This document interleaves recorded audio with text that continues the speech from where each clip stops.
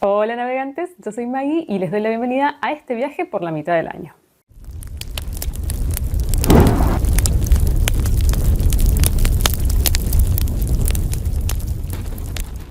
¿Cómo están? Espero que bien. Creo que soy una de las últimas que está haciendo este video de balance de medio año. En este caso, a ver, fue fortuito porque tuve que grabar otras cosas, pero al mismo tiempo me pasa lo mismo que me pasa con las mejores y peores lecturas de fin de año. Que muchos compañeros empiezan a hacerlo eso en diciembre y yo en diciembre estoy leyendo. Entonces este año pensé lo mismo, medio año es hasta el junio completo, si no, no sería medio año. Entonces es mejor esperar a todas las lecturas de junio y entonces ahí hacer realmente el balance de medio año. Aclaro que yo en general, mis balances de medio año, si se van a videos anteriores, son una reversión del video este que tiene un nombre rarísimo en inglés, Freak Year, o no sé. Bueno, tiene un nombre raro, que no sé cuál es el origen, sé que es yankee. Y bueno, como tiene unas premisas que a mí mucho no me dicen, o no sé contestar, o no me interesa contestar, en su momento, la primera vez que hice el balance de medio año, hice una versión propia. He visto que por muchos canales de mis compañeros circula esta versión mía, agradezco un montón que la hagan, pero sobre todo agradezco cuando reconocen que es mi versión y me etiquetan. Primero porque, bueno, es éticamente correcto y no les obliga a reconocer lo que hace otro compañero. Si a mí me interesa y lo quiero hacer en mi canal, está bueno reconocerlo, pero sobre todo lo más importante es que de esa manera yo también conozco canales, porque muchas veces me pasa que el algoritmo de YouTube recomienda lo que todo el mundo ve y generalmente son estos canales un poco vacíos de contenido que a mí no me interesan demasiado y me pierdo canales un poco más chicos que no están en las recomendaciones constantes de YouTube. Entonces hay muchos canales de compañeros que yo no conozco y que sí me etiquetan y bueno, de alguna manera yo puedo llegar al video, entonces puedo agrandar mi pequeña comunidad porque realmente es muy pequeñita. Agradezco a quienes hacen mi versión, por favor pido que cuando hacen cosas que yo hice me etiqueten. Si te gusta mi contenido, me ves y por eso haces mi contenido, etiquetame, me parece que es lo correcto. Y además de esa manera me haces conocer y llegar tu canal. Bueno, dicho esto, esta introducción para decir que no voy a hacer esta versión que yo venía haciendo ya hace como 3 años de este balance de medio año, sino que lo hice de forma distinta. ¿Por qué? Porque en nuestro canal de Muchos Libros y Pocas Nueces, que llevamos adelante junto con Katia, Claudia y César, hicimos esta versión mía, digamos, del book tag y yo ya contesté las preguntas y bueno, ya está ahí, ya pueden ir a verlo por ese medio. Además, todos contestamos, así que está bueno. Entonces, quise traer algo diferente, sobre todo porque yo en el otro, en el que hice muchos libros, no incluí el mes de junio porque no, estaba en medio de eso cuando lo hicimos. Así que esta vez lo que voy a hacer es que voy a tomar cada uno de los meses, hasta los primeros 6 meses, digamos, del año, y voy a hablar de cada mes. Elegí una lectura que no me dijo nada, una lectura que fue mala y una lectura que me encantó. Van a ver que en alguna lectura coincido con el que hice en el otro canal, pero en general no. Y además elegí, no quiere decir que estas sean las únicas mejores lecturas o las únicas peores lecturas, sino que elegí dentro de.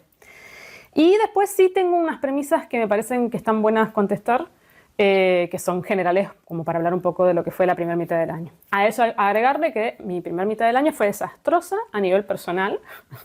Realmente estuve enferma muchísimo tiempo, eso lo saben los que más o menos me siguen de forma cotidiana, por lo cual no pude grabar los primeros 5 meses, diría yo. Empecé a grabar recién en mayo con Katia, que hicimos los resúmenes de lecturas, digamos, compartidos y hicimos parte y parte, mitad y mitad, digamos, un mes en un canal y otro mes en el otro.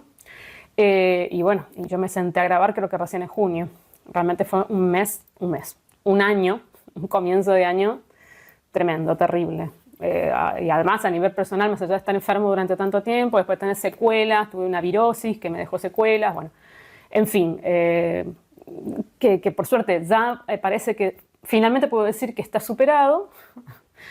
Aunque ciertas cosas todavía me cuestan un poco, pero bueno, ya realmente estoy muchísimo mejor.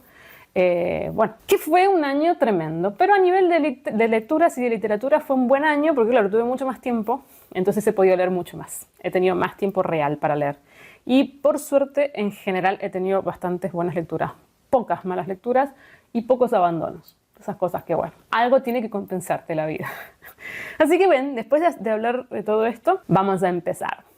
Bueno, y empezamos por el mes de enero, obviamente, primer mes del año, 2025, y yo lo voy a dividir en libros que no me dijeron nada, o sea, estos libros que yo les llamo libros mediocres, que son mediocres para mí, aclaro, como siempre se aclara esto, es para mí, o sea, libros que a mí o me decepcionaron, o esperaba más, o realmente no me dijeron mucho. Bueno, estos libros que quedan ahí como en la nada. Después voy a hablar de las peores experiencias lectoras, que en algunos casos son experiencias y en otros casos son malos libros. Y finalmente de lo que más me ha gustado o la elección de lo que más me gustó, porque vuelvo a decir que en realidad esto es elegir uno de cada uno, pero bueno, hay más. En el caso de enero vamos a empezar con este libro que se me quedó medio así, que es Pequeños cuentos misóginos de la escritora estadounidense Patricia Highsmith. Este libro en realidad fue una recomendación que me hicieron, que la persona que me lo recomendó me escribió en el wrap-up que habíamos hecho con Katia, que había sido ella. Bueno, en realidad a lo mejor fuiste vos y otra persona más, porque no solamente las recomendaciones fueron las que empezaron, sino también las votaciones. Cuando yo hice el especial de 5.000 suscriptores, bueno, muchos recomendaron libros y después se votaron. Y este libro fue bastante votado y a mí me llamaba mucho la atención el título. La verdad que me gusta. Y nunca había leído nada de Patricia Highsmith y esta fue la primera experiencia y la verdad que se quedó un libro así, como me tirando a medio que no me gustó, pero más en la media. Son 17 relatos, el libro no es muy largo, así que los relatos en general son tirando a cortitos, en donde se habla o se trata sobre distintas aristas, podría decirse, de la vida de las mujeres y del machismo y del patriarcado, pero también de... o sea, es una postura bastante neutral, o sea, no es que es todo lo malo que le pasa a la mujer, sino también lo malo que la mujer puede llegar a hacer y a hacer. Hacer y a hacer. Y, a ver, yo no había leído nunca nada de Highsmith, me parece que escribe muy bien, o sea, en ese sentido no tengo nada para decir, pero es que estos cuentos me parecieron incluso hasta surrealistas. Son todos muy similares en cuanto a cómo son los giros y los cierres, muy extremos, en todos ellos. O sea, lo que trata, cualquier cosa que trate, por ejemplo, si habla del machismo, va a hablar de femicidio, por decir algunas cosas, de alguna cosa que no quiero spoilear nada. Y así, ¿no? O sea, todo tomado desde el punto de vista extremo total, que realmente llegó un punto en que no entendía para qué estaba leyendo lo que estaba leyendo. Entendía la crítica, que es un poco absurda, o sea, es una crítica por el absurdo, pero no me decían mucho. Y como todos son más o menos iguales y todos giran más o menos hacia el mismo lado, ya llega un punto en que más o menos vas viendo por dónde va la cosa. No entendí. Esta persona que me lo había recomendado me decía que a ella le habían parecido cuentos con mucho humor. Yo la verdad que no le vi el humor. O sea, no es que no lo tenga, sino que indudablemente es un humor que conmigo no fue.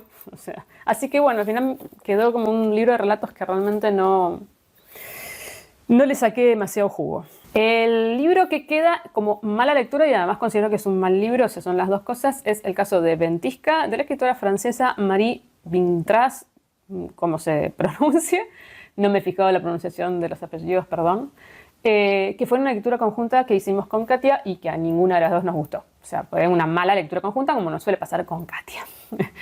En este caso trata sobre es una novela coral, está narrada a través de 4 personajes, todos ellos involucrados en la búsqueda de un niño que se pierde en una tormenta de nieve en Alaska. Aparentemente podría haber sido un libro muy interesante por de lo que plantea y si la autora hubiera sabido, digamos, construir bien las historias de estos 4 personajes y hubiera sido realmente una novela coral y hubiera sido interesante lo que tenía para contar. Pero nada de eso sucede. Es una novela muy cliché, muy estereotipada, con personajes que son sumamente planos, que esas voces además están puestas intercaladas, no se sabe muy bien por qué, porque no tienen una coherencia. Como decía Katia en su momento, es como que te pensaba, bueno, voy a escribir 2 páginas de cada personaje y lo corto donde sea, si total da lo mismo, o sea, no hay una idea de por qué están intercaladas estas voces. Todas las voces son iguales, suenan igual, dicen lo mismo, les pasan las mismas cosas, tienen las mismas experiencias de vida y todas son trágicas, trágicas, trágicas. No hay claroscuros en esta novela, pero además trágicas de un modo que ya llega a un punto en que es inverosímil y absurdo. Y el final es no tiene sentido. Tiene un personaje que es la reencarnación del mal, entonces ya es ridículo, porque está mal construido. O sea, el problema es que esta novela no es buena novela en cuanto a calidad literaria. Y termina con un giro además que no tiene nada que ver con nada de la historia, que es un giro medio rosa. Hay como una especie de idea de redención de personajes que también es totalmente artificial. Bueno, no es una buena novela. En el caso contrario, nos vamos al otro extremo, que es el mejor libro que elegí para este mes, es Arboreto Salvático, del escritor italiano Mario Rigoni Stern. Este es un libro de no ficción, muy difícil de clasificar realmente, porque está estructurado a través de 20 árboles de los cuales el autor va a hablar, que son 20 árboles que él sembró, plantó, cuidó en el lugar en donde él vive, que es una cabaña o una casa en los Alpes italianos. Cada capítulo tiene que ver con un árbol, digamos, y él cuenta no solamente las características de ese árbol, porque es bastante botánico este libro, y son incluso características muy específicas, te habla con los nombres específicos de la botánica, de los frutos del árbol, de cómo es el árbol, cómo crece, etcétera, etcétera, sino que además eso lo une a sus memorias personales, a por qué ese árbol es importante para él, a datos de color, datos de desde cómo se lo tomaba desde la mitología griega hasta para qué se usa según ciertas costumbres y usos. La madera sirve para hacer qué tipo de muebles. Bueno, o sea, es una mezcla, digamos, que recorre todas las posibilidades de lo que es el árbol, incluido, por supuesto, todo lo que tiene que ver con su historia personal. Es bellísimo este libro. Además está escrito con una poesía. Es maravilloso. El prólogo ya es una cosa que vos decís no lo puedo creer. Y a mí me pasó algo particular, que es que a mí me sonaba este nombre. A mí me encantó la tapa. No sé si se verá bien.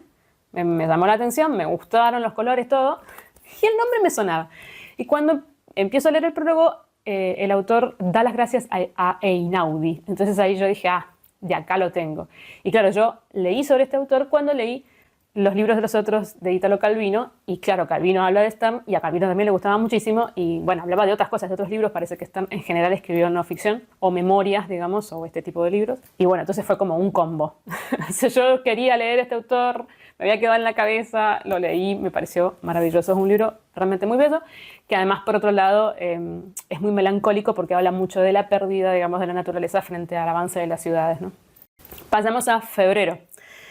Y en el libro que no me dijo mucho está Pandora, de Henry James, que es un librito muy chiquitito, creo que lo edita Impedimenta, si mal no recuerdo, sí, en donde Henry James habla un poco de cómo es la nueva mujer, o sea, la mujer estadounidense de fines del siglo XIX. Como siempre, hace esta colisión de mundos a través de un personaje que es un embajador europeo que llega a Estados Unidos y se encuentra con una mujer en el barco hacia donde viajan, digamos, en el barco yendo a Estados Unidos, pero pues también en Estados Unidos, y entonces se hace la comparación entre la idea que él tiene como europeo de lo que sería correcto en una mujer, lo que se encuentra en Estados Unidos, y etcétera. A ver, es interesante lo que Henry James tiene para decir y aportar con respecto a estas mujeres que eran que no necesitaban de una familia noble para entrar en la alta sociedad, que se hacían el camino por ellas mismas, que eran inteligentes, que eran intelectuales, que luchaban por el voto femenino, que tenían una postura, digamos, muy plantada, digamos, en qué querían ellas dentro de la sociedad. Eso es muy interesante, pero la verdad la novela no es una novela, o sea, es una excusa para que él hable sobre estos temas. Entonces queda cortísima, o sea, encima de que es corta, literalmente, queda cortísima metafóricamente, porque no desarrolla nada y no hay una historia detrás. Entonces, me quedo como una lectura medio-medio. Después, con respecto a mala experiencia lectora, en este caso yo diría que el autor es muy buen escritor, pero este es un muy mal libro de este autor, que es el caso de La investigación, del escritor francés Philippe Claudel. A ver, es una clara alegoría a El castillo de Kafka, en el sentido de una persona que no puede nunca concluir algo que se propuso. En este caso particular es un investigador que mandan justamente a esta ciudad que no tiene nombre, que puede ser cualquier ciudad del mundo, a investigar una serie de suicidios que ha habido en una empresa, una mega empresa, y quieren saber por qué. Bueno, esta persona llega a este lugar y empieza siendo todo muy surrealista. Todo lo que le pasa es extraño, es un poco bastante onírico. Se encuentra con un montón de personajes rarísimos y estrambóticos, ninguno tiene nombre, son todos personajes sin nombre. Tampoco sabemos cómo se llama él, es el investigador. O sea, es un anónimo en una sociedad anónima y una ciudad anónima. Se entiende perfectamente la crítica que quiere hacer Flick Claudel con respecto a las megacorporaciones, al capitalismo, a la deshumanización y al anonimato, y etcétera, etcétera. Pero es que es tan absurdo, tan obvio, que siempre va a pasar algo que va a impedir que este personaje pueda investigar lo que tiene que investigar, que llega a un punto que es cansador. Es un libro muy cortito, cansa, agobia y es tan monotemático, tan repetitivo y los recursos siempre son los mismos y tan absurdo, ese es el problema, tan absurdo, que llega a un punto en que uno se harta absolutamente de lo que está leyendo. Además que sabes que no vas a ir a ningún lado con lo que estás leyendo. Entonces uno empieza a decir, ¿esto para qué? O sea, ¿qué sentido tiene? Y al final, si estábamos en un libro surrealista, el final va más allá. y entra en lo ridículo, que no tiene sentido, etcétera. No sé, me parece un muy mal libro de Claudel. Yo he leído otras cosas de Claudel que me han gustado mucho, pero realmente esto no. Y después, en el caso contrario, en el libro, digamos, que me gustó, uno de los que más me gustó, fue Mi marido es de otra especie, porque justamente, que yo me reía, ¿no?, de la escritora Tsukiko Motoda, que es japonesa.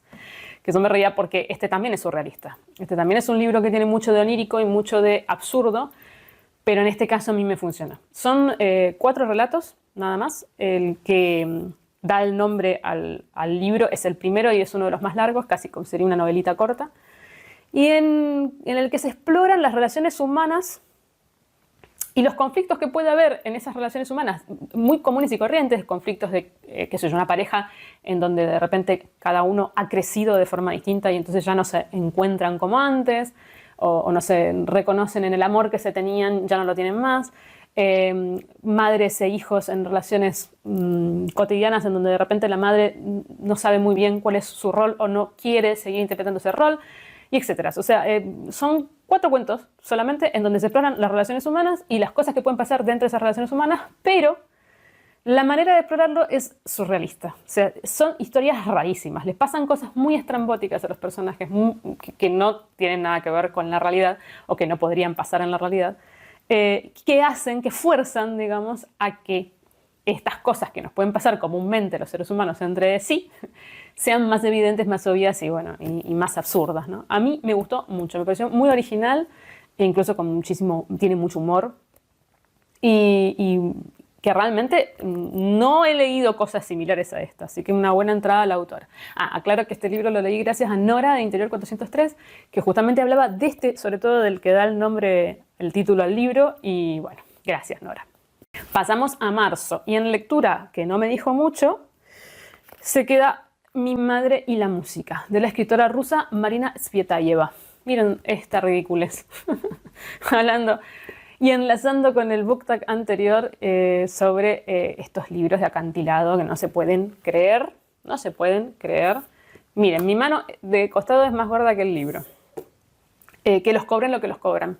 Esta cosita, que encima en este caso es ridículo porque Marina Tsvetaeva tiene varios libros que son biográficos. En este caso habla de su madre. Hay otro libro que se llama Mi padre y su museo, del mismo tamaño que este, y otro libro más que tiene que ver con, no sé si con la Revolución Rusa o algo por el estilo. Ahora no recuerdo el nombre, lo voy a estar dejando por acá. Podrían perfectamente haber editado esos 3 libros juntos. No hace falta editarlos por separado. Esto es una burla de acantilado, porque además lo cobra como si fuera una novela de 400 páginas.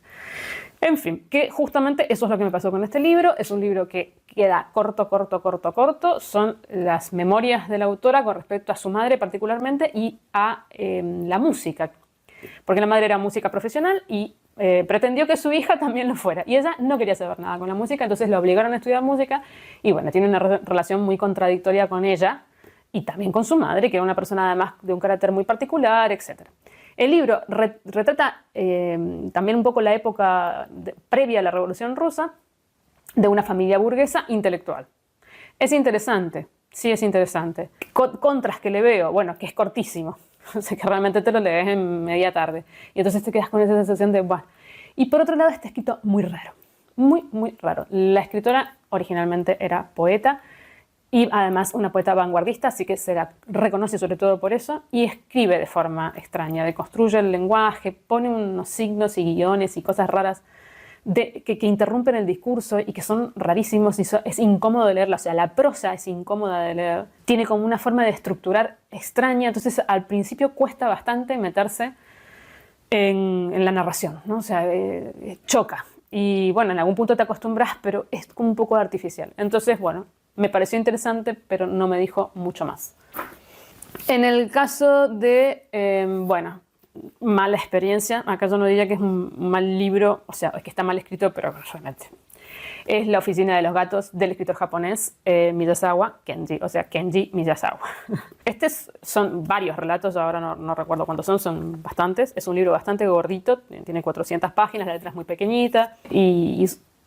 No, son estos cuentos que, a ver, uno espera fantasía, porque yo ya conozco al autor, entonces ya había leído otras cosas, me habían gustado mucho, entonces uno esperaba algo fantasioso, no lo tiene, algo mágico no lo tiene, algo gracioso, humorístico no lo tiene, algo que no sé, porque se supone que está dirigido para chicos. Bueno, no, bueno, yo diría que es más para adultos que para chicos, para nadie, no está dirigido para nadie, porque el adulto no lo disfruta y el chico menos que menos. Son cuentos que o están protagonizados por animales que son muy humanos, digamos, o están protagonizados por humanos. Algunos son de corte ecológico y otros de corte moralista. ¿Por qué? Porque a través de estos cuentos él pretendía enseñar a los chicos, sobre todo, él lo dice él mismo, códigos éticos, morales, etc. Formas de comportarse que él consideraba que eran correctas. Entonces, en realidad son cuentos aleccionadores un poco moralistas, porque no tienen ninguna gracia, porque podrían ser cuentos aleccionadores moralistas que fueran lindos de leer, agradables de leer, entretenidos. Algo. Esto es la nada misma. Son aburridísimos, no tienen sentido, sus finales son totalmente abiertos y te preguntas, ¿pero por qué lo terminó acá? Podría haberlo terminado en cualquier lado. Te quedas, bueno, a lo mejor hay un montón de cosas japonesas, metafóricas, que yo no entiendo, probablemente. Hay un prólogo que justifica, de Satori, que justifica por qué unieron todos estos relatos que ellos mismos dicen que no son las mejores obras de Miyazawa y que además él escribió a lo largo de toda su vida. Justamente porque es como una curiosidad, pero la verdad que no, el prólogo no te justifica el tiempo que vos perdés con estos cuentos. No valen la pena. Realmente no valen la pena. En un apartado me molestó muchísimo la traducción. Sé que Satori es una editorial que es muy buena y que es muy reconocida, pero en este caso en particular la traducción es pésima en el sentido de que usan coloquialismos españoles en un libro que fue escrito a principios del siglo XX. Entonces, que unos niños japoneses digan cómo mola, a mí me parece que no tiene nada que ver con nada. Me saca totalmente de lo que estoy leyendo. Así como me quejo muchas veces cuando de repente hay traducciones de europeos al voceo argentino, y a mí me molesta. También me molesta cuando de repente hay coloquialismos españoles o una forma, digamos, de lenguaje muy españolizada de ciertos sectores, que bueno, que me parece que no tiene nada que ver como hablaría un japonés de esa época. Así que también eso me molestó. A muchos niveles el libro no fue una buena experiencia. Y en el caso de mejor lectura, la que elijo es La dificultad del fantasma, de la escritora argentina Leila Guerriero, que además fue descubrir a Leila Guerriero, porque yo no había leído nada de ella y la verdad que me encantó. De este libro he hablado varias veces, tiene que ver con la historia, o sea, la investigación. Ella, Guerriero, es periodista, así que sus libros en general son de no ficción y tienen que ver con investigaciones periodísticas. En este caso es la investigación de la estadía en la Costa Brava de España, que es donde se hospedó Truman Capote durante 4 años para terminar de escribir A Sangre Fría.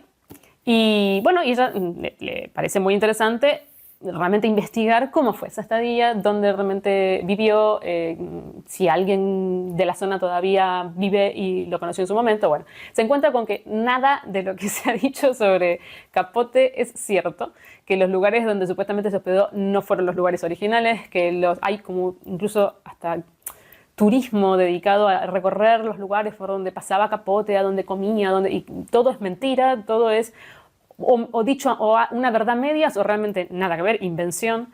La gente que lo conoció en ese momento está toda muerta, entonces bueno, de eso trata justamente la dificultad de hablar sobre un fantasma. Es muy interesante, es muy ameno. No hace falta haber leído A Sangre Fría, eso lo aclaro, porque no tiene que ver con la novela en sí misma, si bien habla de la novela y etcétera, no te aporta o te quita para leer este libro y me encantó, está muy bien escrito, realmente muy interesante. Pasamos a abril, y en el caso de la lectura que no me dijo demasiado fue La palabra mágica del escritor hondureño, guatemalteco y mexicano Augusto Monterroso. Es hondureño de origen, pero después se nacionalizó guatemalteco y mexicano porque tuvo que escapar de la dictadura, etc.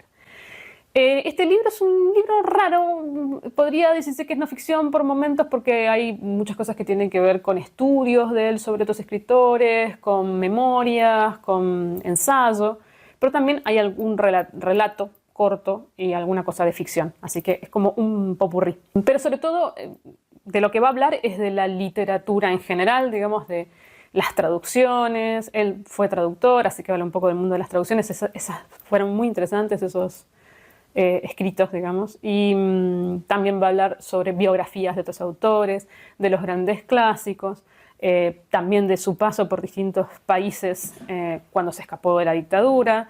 Bueno, reflexiones varias, pero sobre todo relacionadas a ser escritor y al hecho de escribir.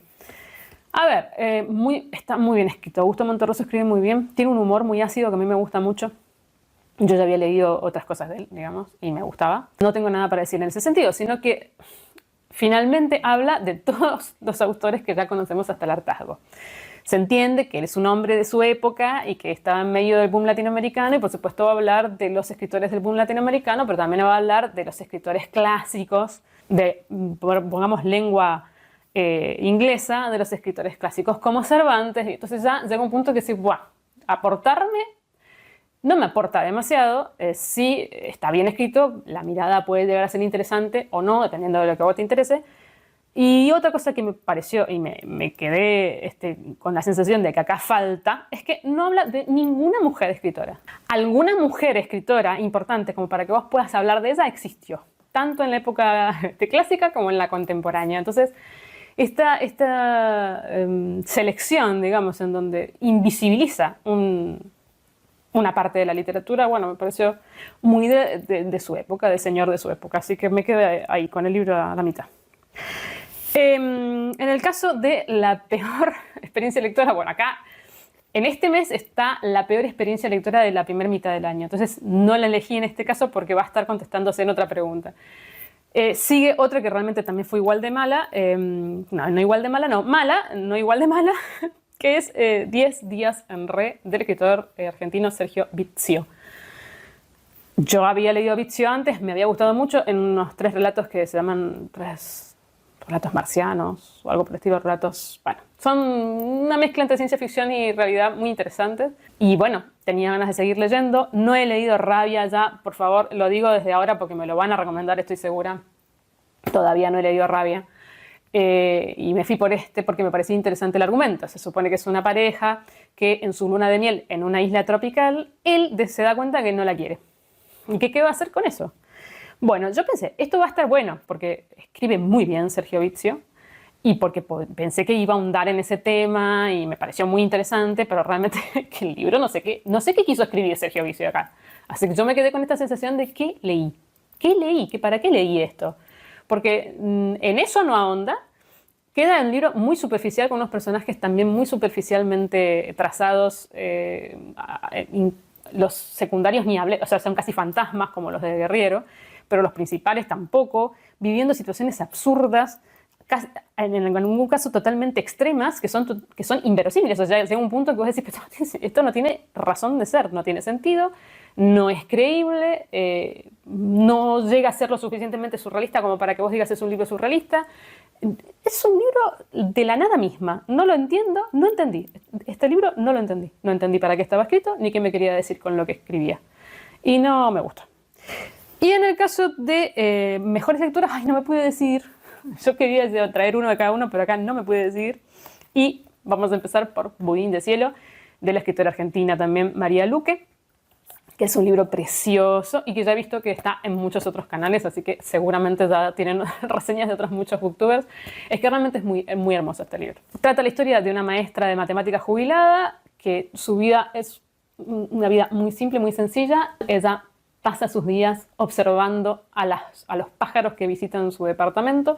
Ama a los pájaros, ama la naturaleza, tiene una vecina con la cual también tiene una relación muy bonita, a quien cuida también de alguna forma, porque se está quedando ciega. y sus grandes salidas es ir a visitar al médico de cabecera y no hacerle demasiado caso, o sí. Y eso, el pasar, digamos, cotidiano de una vida simple y sencilla. Y eso es lo que tiene de maravilloso este libro.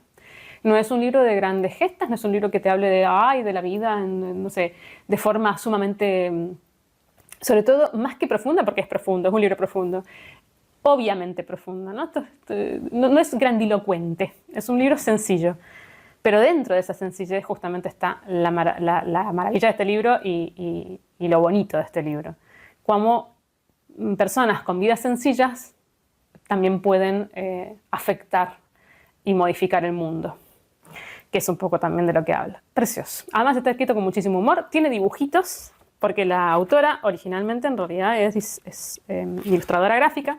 Los dibujitos son sumamente sencillos, pero son muy graciosos porque satirizan de alguna manera ciertas cosas que el personaje va reflexionando, etc. Y también es un libro muy melancólico y tiene una mezcla muy linda de emociones. La verdad que, no sé, para mí vale muchísimo la pena, es un libro precioso. Y después, otro libro que no pude dejar de lado es El señor peludo, de la escritora estadounidense May Sarton. Esta escritora es muy conocida por Anhelo de raíces, que se habló en muchos canales sobre este libro. Yo, como siempre me pasa, no quería empezar por el libro que todo el mundo comentaba y me encantan los libros que tienen que ver con gatos, me encantan los gatos, así que empecé por este y me encantó. Me encantó. Qué libro hermoso.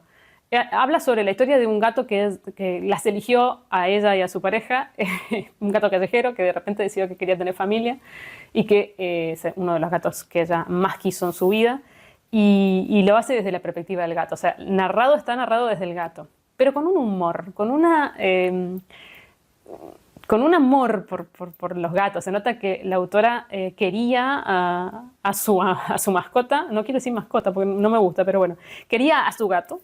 Que lo había observado muy bien porque todas las cosas que dice cualquier persona que tiene gatos se va a sentir identificado y es un canto, digamos, a la vida de su gato y sobre todo es un homenaje muy bien hecho. O sea, acá no vas a encontrarte golpes bajos, no vas a encontrarte drama, no vas a encontrarte cosas terribles, no vas a encontrarte con un gato que se muere de forma horrible. O sea, realmente es un libro de gatos dedicado para gente que le gustan los gatos. O sea, esto es lo que se debe hacer cuando yo selecciono historias de animales para gente que le gustan los animales.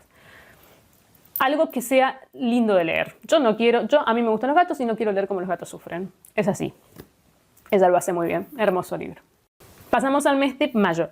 Y entre las lecturas que no me dijeron demasiado está Florescencia, de la escritora sudafricana Kopano Matlwa. Mazo no lo voy a decir en general porque acabo de hacer Europap hace muy poco. Estos otros libros sí he ahondado un poco más porque según veo cosas que me comentan y algunas cosas que me han dicho, no han visto todos los resúmenes que hicimos con Katia, muy mal hecho, la verdad, porque están muy buenos y además hablamos realmente en profundidad de los libros. Y muchos me han comentado que prefieren que yo hable sola frente a la cámara, bueno, estas cosas. Entonces sé que hay gente que no le ha dado mucha importancia a estos videos anteriores y por eso es que ahondo más. Pero en estos que yo ya empecé a hacer los videos en mi canal, por supuesto que no me voy a detener. En el caso de Florescencia es el primer libro de esta autora que en realidad es médica y que es un poco autobiográfico. Habla justamente de una médica en Sudáfrica, en la época actual, trabajando en un hospital público y bueno, las cosas que pasan en Sudáfrica que son bastante terribles a nivel de xenofobia, a nivel de sociedad machista, patriarcal, es sumamente violenta, injusta, corrupta y etc. Está escrito como un diario de la protagonista, digamos, es una especie de diálogo interior con Dios y con el mundo. Que tiene un personaje principal, o sea, la protagonista es un personaje muy particular que tiene una voz narrativa interesante porque va en contra de muchas cosas y también es muchas veces políticamente incorrecta y eso la hace interesante y la hace verosímil, pero el giro final que tiene el libro me pareció un absurdo. No tiene nada que ver con el personaje, no tiene nada que ver con el arco de desarrollo del personaje ni con lo que el personaje es y termina romantizando una situación que vos decís, bueno, a ver, si vos querés luchar contra un montón de ¿cómo decir? Roles que la mujer debe cumplir o que cómo la mujer debe sentirse con respecto a ciertas circunstancias de la vida y vos te mandás este final, no tiene ningún sentido. Se estructura totalmente todo lo que escribiste antes, se rompe todo lo que escribiste antes y bueno, se cae el libro. En el caso de la prelectura es El centro, de Ayesha Manazir Siddiqui, que es una escritora pakistaní que vive en Inglaterra, que es una porquería inmunda de libro. Es un libro malo, malo, malo, malo. No hace falta que siga insistiendo con respecto a este libro, ya dije todo lo que tenía que decir en el wrap-up, pero realmente esto es mala literatura que se publica, anda a saber por qué. En el caso del mejor libro, sin lugar a dudas, es El libro azul de Nebo, de la escritora galesa Manon Stefan Ross. Es una distopía, por ponerle el título del género, pero en realidad es un libro que habla sobre el mundo en el que estamos viviendo, cómo nos relacionamos con él, qué pasaría frente a una situación crítica y tener que adaptarse y volver a empezar. También narrado como un diario de dos personajes, una madre, digamos, y su hijo mayor. Cada uno cuenta una parte de la historia, la madre más tiene que ver con el pasado, el hijo tiene que ver con su mundo, que es ese mundo, digamos, distópico, entre comillas, y justamente un poco la idea de contraponer qué es utopía y distopía, dependiendo de dónde nos situamos. Un libro interesantísimo, hermoso, además hermosamente escrito, que mezcla belleza con tristeza, con drama y de una forma magistral. Junio, y acá venimos a un mes en donde son todas cosas nuevas porque no he hablado de los libros de junio todavía, ya llegará, y que cierra esta primera mitad del año. En libros que, bueno, acá algo tengo que aclarar, acá este mes no hubo malas lecturas, no tuve ningún libro que yo dijera, uff, bueno, no, o que es malo o que no me gusta, entonces voy a hablar de dos libros que me parecieron más o menos, que no me dijeron mucho, y después de el libro que no es el libro que más me gustó este mes, porque el que más me gustó este mes me parece que es el mejor de lo que va de la mitad del año, sino otro, que de todas maneras también me gusta mucho. Vamos con el primero que me pareció más o menos, que es el caso de Corazón Geométrico, de la escritora María Luque, que es la escritora de Budín de Cielo. Esta en realidad es anterior a Budín de Cielo. Yo lo tenía en vistas porque trata sobre música. A mí me pasa algo muy particular, que como soy músico profesional, leer libros sobre música me pesa un poco, porque o me encuentro libros que romantizan tremendamente el mundo de la música y de los intérpretes, etcétera, y que son estúpidos para mí, o me encuentro con libros que creen que ser músico es un dios que baja de la tierra, un genio que nació con aptitudes para tocar, y bueno, se van al otro extremo, ¿no? Al extremo del... O sea, desde el extremo de decir, ay, yo no sé cantar y de repente canto y soy, no sé, la gran cantante de la vida, no quiero poner nombres, cualquier cantante podría ser, o al extremo de que solo los pocos elegidos por el dedo de Dios pueden ser músicos. No me gustan ninguna de esas historias y pocas veces me encuentro con historias realmente realistas sobre el mundo de lo que significa estudiar un instrumento, ser músico o lo que sea. Entonces, bueno, estaba un poco... No quería acercarme, por más yo no conocía a María Luque, no tenía ni idea quién era, etc. Después de leer Budín de Cielo, yo dije, no, yo tengo que leer este otro libro, porque si Budín de Cielo me gustó tanto, bueno, pues no. Este libro trata sobre una musicóloga argentina que se va con una beca a Roma a especializarse en la ópera de Puccini. Es un tiempito, creo que va un mes, una cosa así. Pero bueno, esa es la idea. Es un poco autobiográfico porque la autora sí que estuvo en Roma y entonces muchas de las cosas que cuenta tiene que ver con su experiencia en Roma. Y de esto trata este libro, que son un montón de entradas, digamos, de la chica que va, de la musicóloga que va a Roma, sobre cómo es la vida cultural, sobre las costumbres culinarias, sobre los museos, sobre, bueno, distintas cosas sobre el lugar a donde ella va a visitar. Y también el grupo de gente con el cual se encuentra, que son también todas personas músicos profesionales que van a hacer ese curso. También habla muchísimo de la ópera de Puccini, de la figura de Puccini, de datos históricos con respecto a sus óperas, habla de las orquestas, habla de cosas específicas de música que están muy bien. En realidad de eso no tengo nada para quejarme. Pero el libro es un libro un poco... se queda en la superficie, ¿no? Es un libro anecdótico, que no termina de profundizar en nada, que justamente tiene esta sencillez y esta simpleza de Budín de Cielo, pero que acá no funciona demasiado. Y que tienen algunas situaciones, digamos, que me parecieron un poco artificiales, un poco puestas porque sí, que no me terminaron de decir mucho ni tampoco de ser creíbles, no sé. Incluso alguna que hasta me pareció un poco desagradable, una relación que la chica tiene con uno de los miembros, digamos, del grupo que estudia Puccini, que me quedé así como hasta incómoda. No sé, no fue... y al lado de Budín de Cielo, digamos, peor, porque la comparación es más grosera todavía. Otro libro que se me quedó ahí, sí, no me dijo mucho, y fue una lectura conjunta, es ¿A qué? Los años de la niñez, del escritor nigeriano Wole Soyinka, escritor premio Nobel. Y bueno, entraba dentro de lo que era la iniciativa de Mayo Africano. Yo empecé a leerlo esto en mayo y lo terminé de leer a mediados de junio. Tardé como un mes en leer un libro que sí es largo, pero es que sobre todo es muy denso. Pero no denso en el sentido de no entendible o qué sé yo.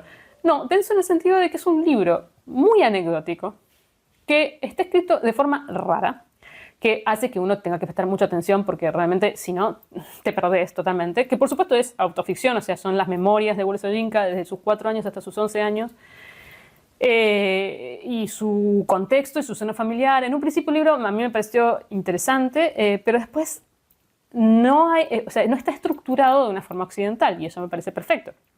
Pero ¿qué pasa con eso?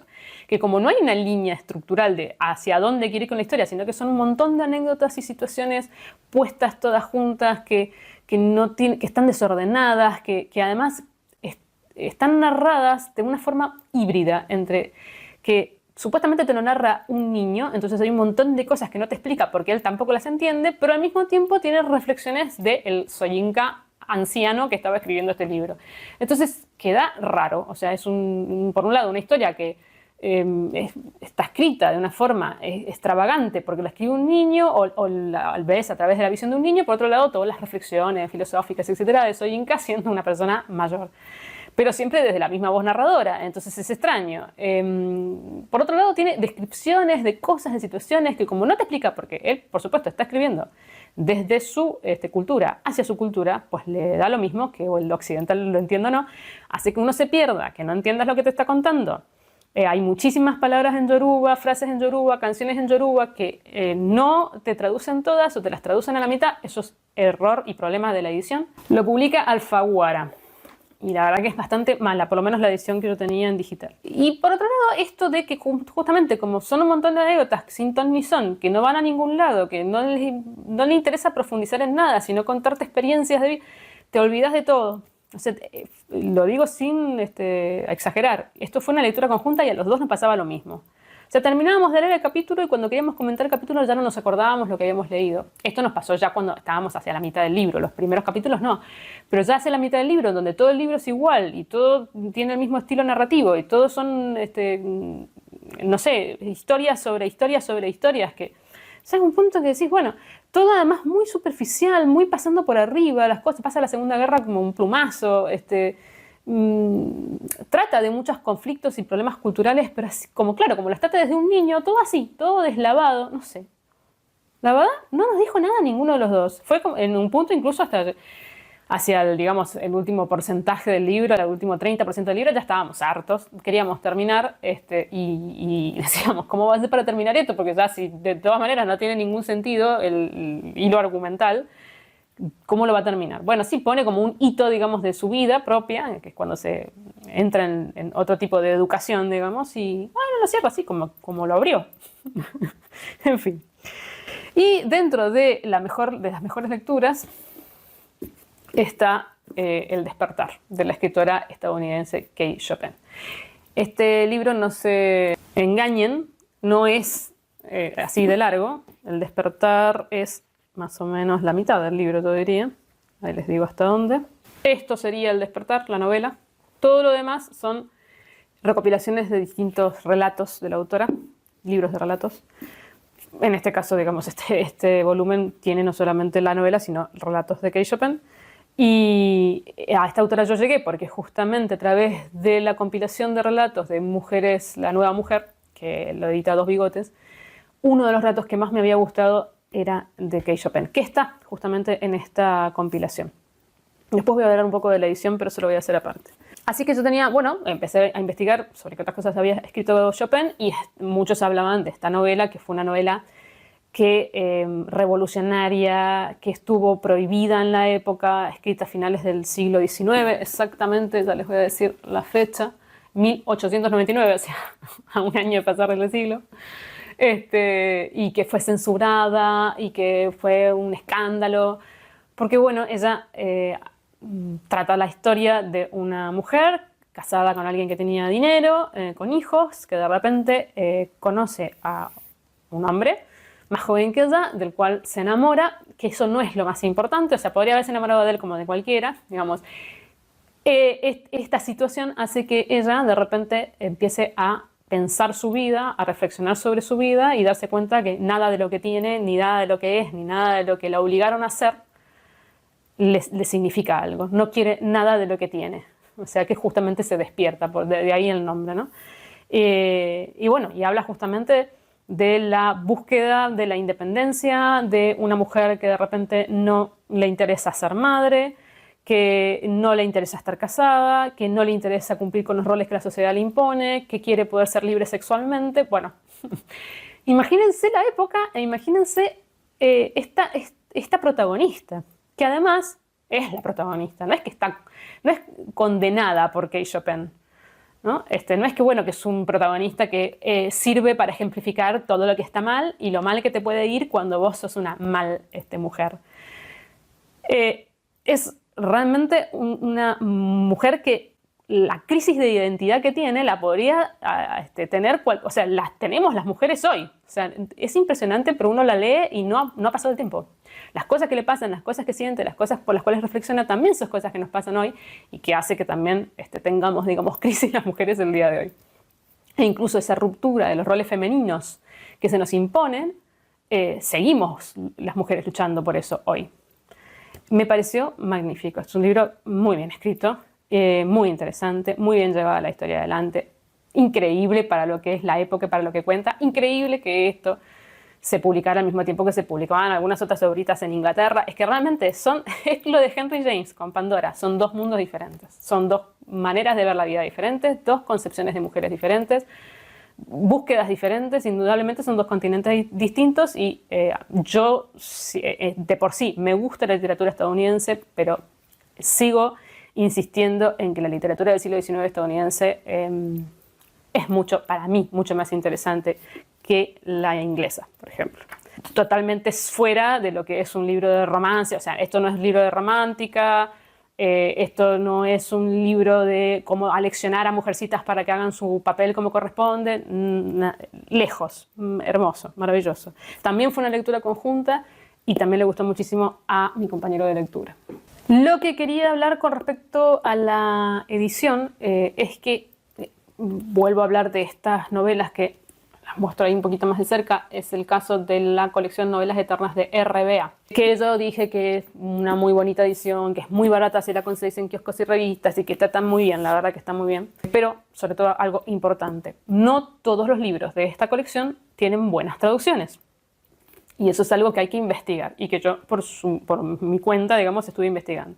En este caso en particular, el convenio lo tienen con Alba. Y todos los derechos de traducción, etcétera, son los de Alba. Por eso es que este libro viene no solamente la novela, sino los relatos. Porque en la edición de Alba también es así. Así que en este caso sí que vale muchísimo la pena, porque además sale la mitad de lo que sale el libro en Alba. Fíjense en las distintas novelas, porque son, no sé, como 70 y pico de libros los que van a sacar o los que están sacando. Fíjense esto, porque en algunos casos sí que hay, creo que 10 o 12 libros que son convenio con Alba, así que ahí las traducciones están muy bien. Y si no, tienen convenios con otras editoriales que también en general están bien. Y después también otros que no están muy buenas, las editoriales no son muy buenas o son directamente traducciones como libres, etcétera, que bueno, ahí no se metan. Y ahora pasamos a 5 premisas, que son las que sobrevivieron, digamos, del book tag mío. Bueno, del book tag que no, algunas cosas eran mías y otras no, de este book tag de medio año que yo modifiqué y que me parece interesante hablar acá, que es, en este caso, en vez de escritor o escritora que conocí este año y que quiero seguir leyendo, es editorial que conocí este año y quiero seguir con ella, que es el caso de Galonero. En este caso, El Señor Peludo. Ahí les muestro de cerca. Arboreto Salvático, que también les muestro de cerca. Y, qué sé yo, del cual voy a hablar después, que todo el mundo conoce, Anhelo de Raíces. Bueno, esta editorial es una editorial que se especializa más que nada, bueno, tiene mucho de no ficción, mucho más de no ficción que de ficción, pero sobre todo en lo que tiene que ver con la naturaleza o el mundo de los libros o historias de personas que se fueron a vivir a lugares particulares, hicieron sus casas en esos lugares y hablan de eso, o hicieron sus jardines en ciertos lugares. Bueno, en fin, que tienen un catálogo editorial que a mí me parece muy interesante, que va mucho conmigo y además me parece preciosa. O sea, me gustan muchísimo las ilustraciones de las tapas, me gusta la calidad del papel, el tamaño de la letra, el gramaje de las hojas. Me gusta, me parecen buenas las traducciones, o sea, me parece preciosa editorial. Después vendría lo que sería, bueno, como, un poco como los top, el abandono más estrepitoso. Y de este también sí que, repito, hablé en muchos libros, así que no voy a decir mucho más, que es Hombres Puros, del escritor senegalés Mohamed Mbougar Sarr. Pongamos que se dice así, se pronuncia así. Este libro, a ver, yo llegué a este libro porque lo vi en reseñas diciendo que era un libro fantástico y porque además este autor ganó el concurso con otro libro, que creo que es anterior, y que también me recomendaron mucho ese otro libro. Y bueno, este me parecía interesante la premisa, que es sobre un hecho real que ocurrió en Senegal, de unos hombres que fueron a un cementerio y desenterraron a alguien que estaba ahí por ser homosexual y tiraron el cuerpo en cualquier lado. Bueno, por supuesto, al autor esto le pareció espantoso. Él es musulmán y pues sabemos que la religión musulmana prohíbe la homosexualidad, pero además también que se entierre en suelo santo, digamos, a homosexuales, etc. Bueno, él decide hacer un libro en base a esta historia porque no lo puede creer. Es un libro que abandoné pasada ya la mitad del libro, es un libro muy corto, podría haberlo terminado, pero es que llegó un punto que dije no quiero más, también fue una lectura conjunta, mi compañero siguió y me dijo menos mal que lo terminaste, esto es un absurdo, no se puede entender. Es un libro que es un manifiesto en realidad, que no tendría que haber sido escrito como novela, que podría haber hecho él un artículo periodístico y hablar sobre este tema y hubiera sido seguramente más interesante, y que en el afán de que uno se, digamos, se dé cuenta, porque el lector indudablemente, si vos no te lo hacen así, no te das cuenta, de que la homofobia está mal, su protagonista va por el contrario. Entonces terminás odiando a los hombres. ¿Por qué tenés que poner semejantes contrastes en un personaje muy poco creíble, mal construido y estúpidamente forzado? No tiene sentido. O sea, la misoginia que tiene el personaje principal, el machismo del personaje principal, el machismo te lo creería, la misoginia también. Pero que ese personaje inmundo cambie en menos de una semana al otro extremo, no tiene sentido, no tiene lógica, no se deconstruye una persona en 2 días y además esa deconstrucción, por supuesto, es a través de mujeres y son como, digamos, el prototipo de una mujer de los sueños febriles de un adolescente de 16 años. Todas son lindas, voluptuosas, sexualmente abiertas y activas. Y esa forma de ver, digamos, a la mujer, que ese prototipo estúpido de la mujer, hace que vos aún odies más ahí ya al escritor, ahí no al personaje. Porque créame una mujer que sea realista. ¿Por qué tienen que ser de esa forma? Parece realmente escrito por un adolescente de 16 años. La historia queda relegada a la nada. Entonces, el crecimiento de ese personaje, lo que el personaje quiere decir, lo que quiere transmitir, que es importante, pues pasa a un segundo plano. Porque está tan mal hecho que ya llega un punto en que uno odia el libro, odia lo que lee. Los diálogos de los personajes son tan artificiales y absurdos y están puestos ahí tan a pegamento para manifestar lo que el autor considera que no es correcto dentro de la religión musulmana. Y dice, oh, realmente, qué libro, que estos libros que además uno se da cuenta que este autor sabía que si escribía sobre este tema iba a estar en la boca de la gente. Y no le hace ningún favor a ese tema, que es algo importante que se hay que tratar. No, lo que vos estás haciendo es colgarte de un tema que sabes que te va a dar fama. Mejor lectura, vamos a algo bueno. Mejor lectura de lo que va del año. Y justamente fue hecha ahora en junio. Es Sobre los huesos de los muertos, de la escritora Nobel polaca Olga Tokarczuk. Este libro se lo tengo que agradecer a Katia porque yo, que he leído otras cosas de Olga Tokarczuk, no había leído este porque lo promocionan como novela policial. Y yo con los policiales mucho no me llevo. Qué craso error promocionarlo de esa forma. Está bien, sí, hay asesinatos, sí, hay una especie de investigación, vamos a ponerlo muy entre comillas de la investigación, pero sería que los asesinatos como que van articulando la idea de esta novela. Pero no es una novela policial. de ninguna forma. Es una novela de alta crítica, sobre todo ecologista, enfocada más que nada a los animales. Debo aclarar, y acá inciso, personas como yo, que son altamente sensibles a contenidos en donde haya cosas malas con respecto a los animales, tortura animal, etcétera, etcétera. Bueno, pues este libro no sé si es para ellos, si bien yo, que soy de esas personas, lo pude leer perfectamente.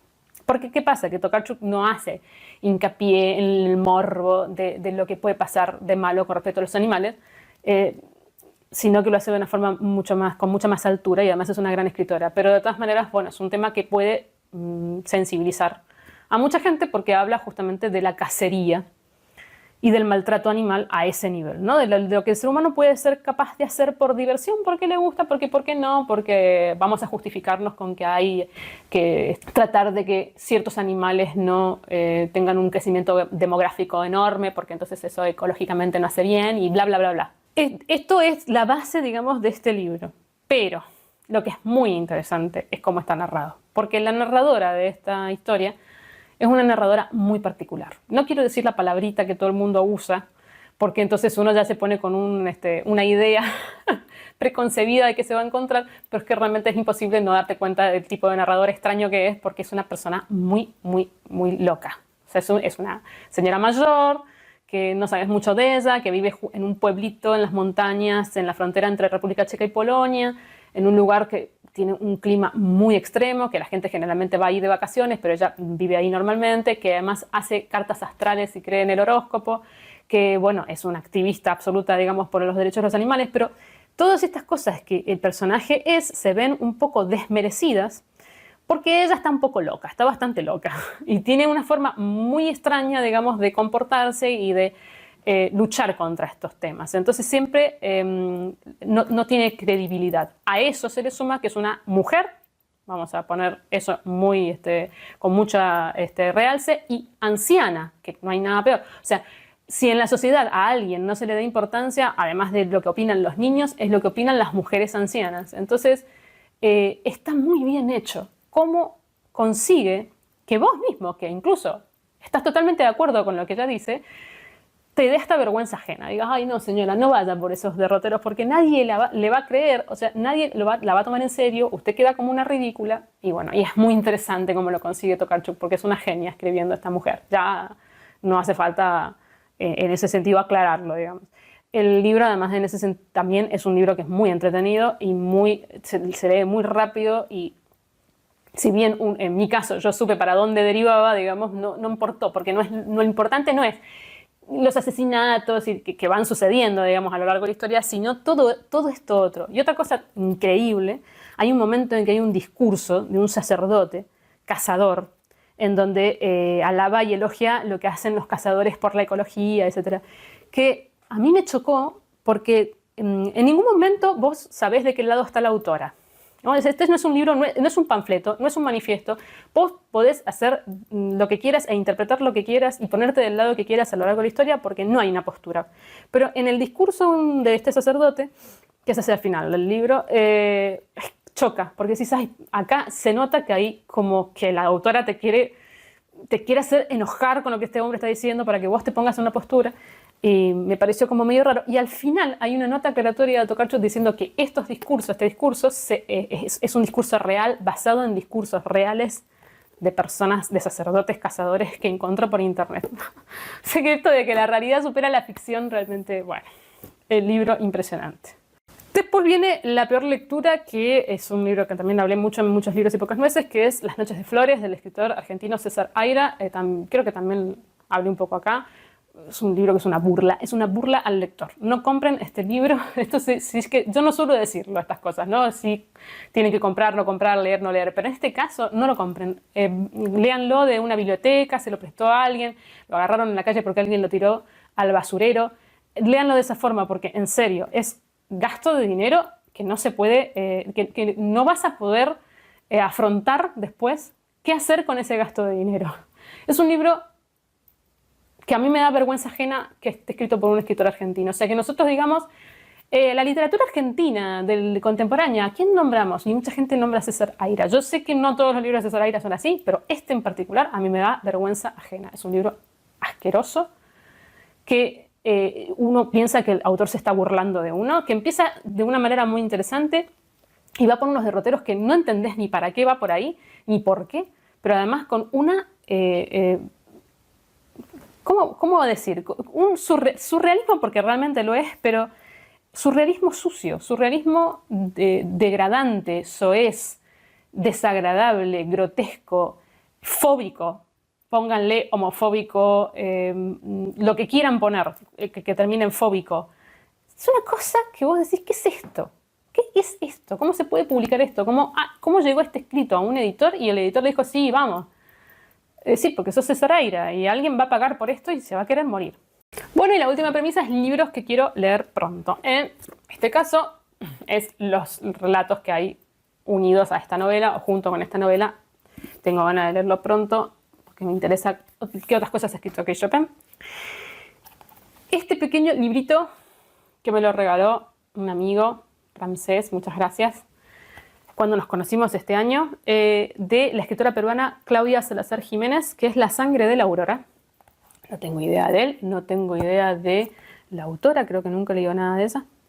Y estaría bueno leerlo justamente ahora en julio para unirme a la iniciativa de Un Perón en Julio de Clau. Y el que ya había mostrado, Anhelo de Raíces. Voy a seguir con May Sarton porque me gustó tanto El Señor Peludo que tengo ganas. Y bueno, este es el primero de toda una serie de libros que tienen que ver con memorias de la autora. Y un regalo de cumpleaños maravilloso, que son los cuentos completos de Willa Cather. Todos los cuentos que publicó Willa Cather. Esto sí es por Alba, deseando empezar a leerlo. Obviamente no lo voy a leer todo junto porque es imposible, porque además uno se satura, pero yo amo a Willa Cather, me encanta y la verdad que tener todos sus relatos me parece maravilloso. Así que bueno, cuéntenme si alguno de estos libros los han leído, estos que quiero leer. Y bueno, y hasta acá llegamos con este súper balance de medio año que espero que les haya interesado y que por supuesto me comenten que si quieren sus lecturas de medio año o qué cosas así importantes leyeron o que descubrieron o qué escritores de repente, no sé, lo que quieran comentar. Y si estos libros de los cuales hablo, bueno, los han leído o no, tienen algo para comentar, están de acuerdo o no, y lo que se les ocurra. Que yo, en cuanto tengo tiempito, les contesto. Nos estamos viendo en el próximo viaje.